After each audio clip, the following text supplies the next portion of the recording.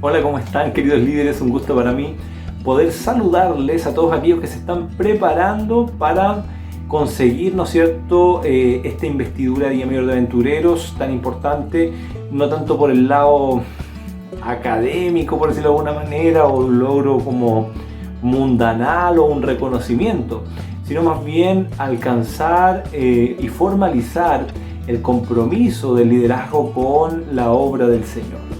Es por eso que en esta hora quiero compartir con ustedes en unos breves minutos un requisito en particular que tiene la tarjeta, que habla acerca de la importancia de armar o crear un sermón con historias bíblicas que involucren a niños, ¿ya? Esto siempre se transforma en un desafío, porque una cosa es que nos pidan una meditación, ¿no es cierto?, para el Club de Aventureros, como parte de los requisitos nos piden meditaciones, y otra cosa es preparar un sermón, un mensaje que podría ser expuesto, por ejemplo, en el horario del culto divino. Como ustedes han visto, muchas veces eso se hace para el Día del Aventurero. También este sermón podría ser usado en una investidura, aunque el requisito no implica que usted tenga que predicar el sermón. La idea es que usted cree y escriba uno para que usted u otra persona el día de mañana lo pudiese usar. Ese es un poquito el objetivo, ¿ya? Aunque quizás me imagino que hay muchos sermones en carpetas de guías mayores de aventureros que no se han usado nunca. El objetivo de esto es justamente que podamos crear ese contenido. Si ustedes se fijan, todos los años en el programa, ¿no es cierto?, que hay anual del Club de Aventureros, cuando está el Día del Aventurero, el Día del Niño Adventista, viene ahí un sermón tipo que desarrolla generalmente la división sudamericana, ¿correcto? La idea es esa, o sea, si este sermón queda escrito, que cualquier otra persona, ya sea usted o otra persona, pudiera tomarlo, ¿no es cierto?, y hacer una exposición de este tema tan importante. El requisito dice que debe ser un sermón y que debe ser con historias bíblicas que involucren la participación de niños. Entonces esto ya nos da un espectro bastante acotado acerca del contenido del mensaje, porque la Biblia no tiene tampoco a los niños siempre como protagonistas. Podemos ver a veces a jovencitos que los podríamos ahí un poquito adaptar a esta situación, pero niños como tal cuesta un poquitito más encontrar. Ahora, ¿por qué esto es así? Porque es un sermón pensado en los aventureros, ¿ok? Aunque siempre uno puede, entendiendo que este es un ministerio familiar, trabajar esto pensando también en que sea un mensaje para los niños, pero también para los padres y, por qué no, para la iglesia, ¿ya? Respecto de muchas cosas, y ya depende mucho de cómo usted quiera plantear el mensaje, ¿ok? Lo primero que quería señalar es dar algunas ideas de personajes que podríamos usar para este sermón. Por ejemplo, partiendo por los más simples, podrían ser David. Ustedes saben que David era un jovencito cuando enfrentó a Goliat, por ejemplo, y además podríamos incluso hablar un poco de sus características como pastorcito de ovejas, etcétera, ya una labor que mientras sus hermanos estaban en la guerra podía ser considerada menor. Ahí podemos tener harto para adquirir, ¿no? En el caso de David tocaba instrumentos, etcétera. Tenemos el caso de José, que según algunos registros probablemente haya tenido quizás unos 17 años cuando salió de esclavo rumbo a Egipto. Por lo tanto, piensen que antes de eso él tenía todos estos problemas con sus hermanos, así que podríamos hacer todo un mensaje acerca de la importancia de llevarnos bien con los hermanos, cómo compartir con ellos, etcétera, ¿ok?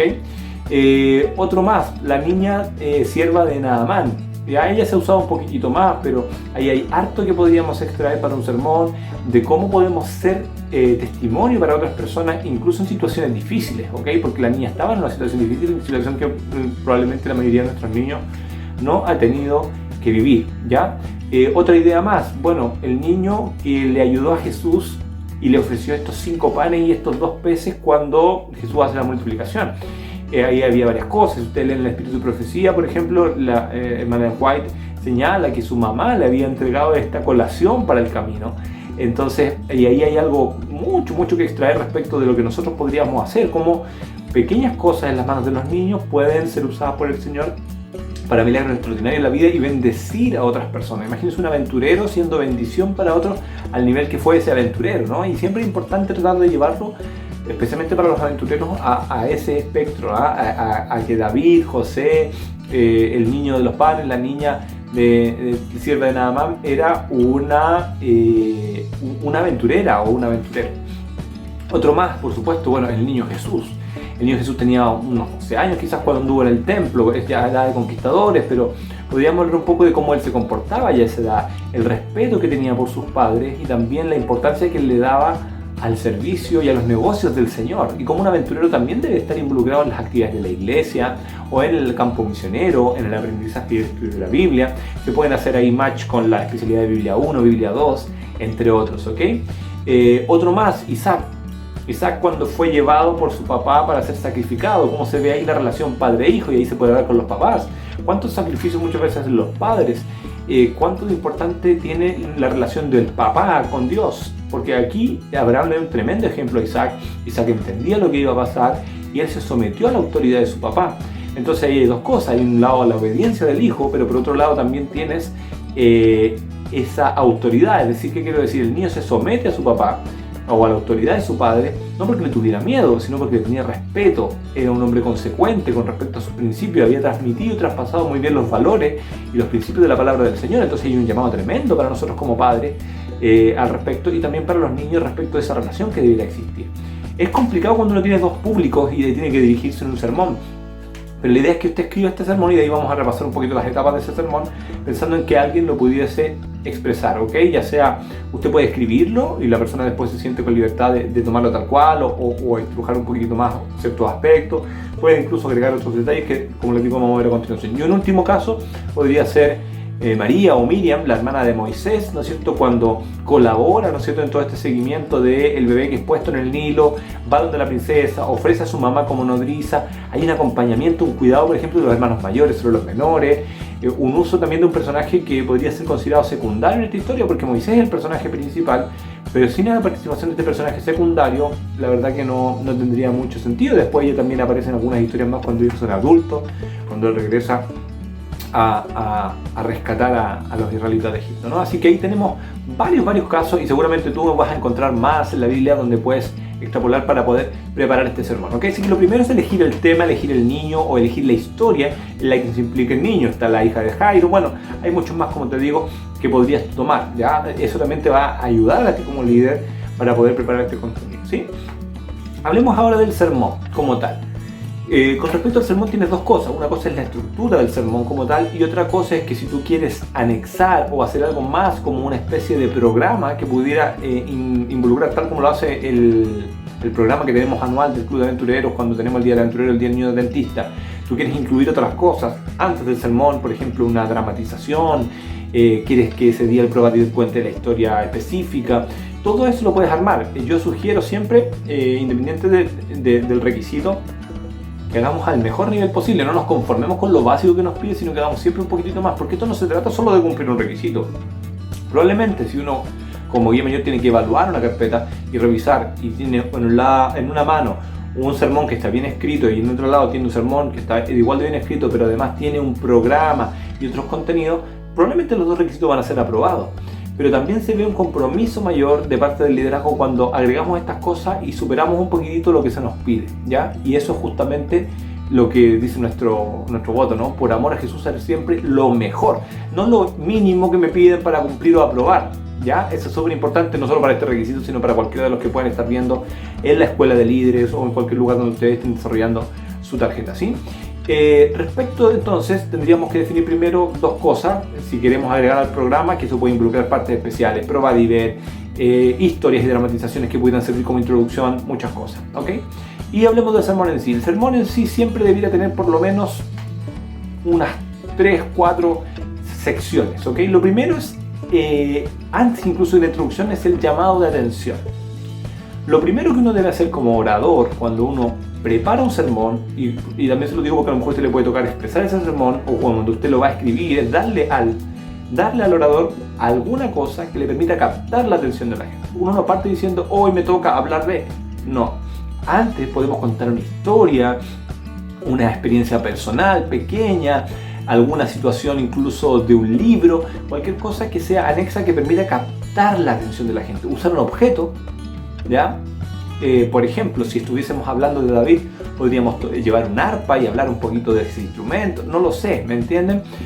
Podemos ahí sumergirnos un poquitito en la historia bíblica, leer el espíritu de profecía que nos entrega detalles mayores, leer el comentario bíblico adventista, que si ustedes lo miran, lo pueden instalar, lo buscan comentario bíblico adventista en la Play Store o digamos la tienda de aplicaciones, es gratuita, la buscan ahí y encuentran comentarios adicionales de cosas que uno no sabe del contexto de la época.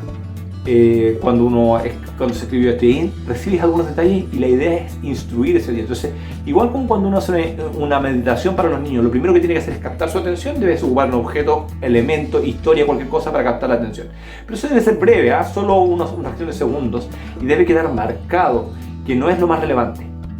Después de eso, y esto ya es una sugerencia personal, antes de entrar a abrir la Biblia, antes de hablar de la introducción en sí como tal, yo considero importante hacer un quiebre ahí entre esa historia, que generalmente es una cosa más bien superflua, que no es lo relevante la historia en sí, sino que esa herramienta para captar la atención.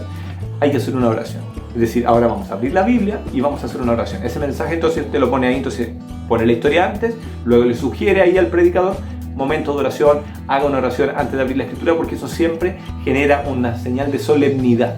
Porque a veces podemos contar una historia que puede incluso ser hasta media, generar algún tipo de risa, y no es la idea, ¿no? Debemos ser cuidadosos con esto, pero puede distraer un poco. Entonces la historia no es lo relevante, esta historia inicial o esta actividad inicial, sino que solo para captar la atención. Cuando usted tenga captada la atención de la gente, usted los lleva a orar, pone ese quiebre ahí, y luego empieza la introducción al mensaje, ¿ok? Y ahí usted puede contar contexto histórico, puede hacer que las personas imaginen, puede decir, mostraron la túnica de colores de José, puede hacer una cantidad de cosas al respecto ahí, ¿sí? Dependiendo de lo que esté contando, ¿no? Luego tiene el desarrollo, que tiene que ver básicamente con cómo se va llevando adelante el conflicto, lo que nosotros buscamos resolver, la parte central y medular. Aquí usted se profundiza en los puntos clave del sermón, ¿ok? Entonces ahí usted puede definir, por ejemplo, si tomáramos la niña de Naamán, tomando estos pasos que ya vimos anteriormente, podríamos usar una escoba, por decir algo, para llamar la atención, ¿no? Porque la niña era sierva y hacía el aseo, ¿sí? Ayudaba a Naamán, listo. O podríamos ocupar un leproso, una dramatización del leproso, no sé, podríamos jugar con eso, ¿ok? Dependiendo de quién sea el protagonista. Luego, oramos, nosotros hacemos una introducción y podemos leer un pedacito de cómo era, que se llevaron a la niña cautiva a Siria, cómo era Siria, dónde está ubicado hoy día Siria. Todo ese contexto histórico, esos detalles son importantes cuando uno toma un mensaje y el predicador, el que lo va a expresar, créanme que lo agradece, porque le da un contexto distinto a lo que nosotros venimos haciendo, ¿sí? Ok, hacemos toda esa introducción. Después vendría el desarrollo, es decir, cómo vivía la historia en este caso. Yo voy a tomar el ejemplo de la niña para poder hacer un ejemplo práctico, pero lo podríamos aplicar en cualquiera de los casos que les digo, en el que a usted se le ocurra, ¿ya? Tomar la niña, ¿no es cierto? Decir, bueno, esta niña vivía ahí, el contexto es que ayudaba a la esposa de Naamán. Naamán era un capitán del ejército. Entonces un día cuando estaban comiendo, usted empieza a poner detalles dentro de la historia y empieza a ver que el conflicto principal, ¿cuál era? Que Naamán tenía lepra, ¿ok? Pero hay algo mayor aquí. Naamán no solo era leproso físicamente, sino que también era leproso espiritualmente, en el sentido de que necesitaba conocer a Dios, porque él conocía solo los dioses de su pueblo, de Siria, los dioses paganos, ¿no? Entonces él necesitaba una conversión.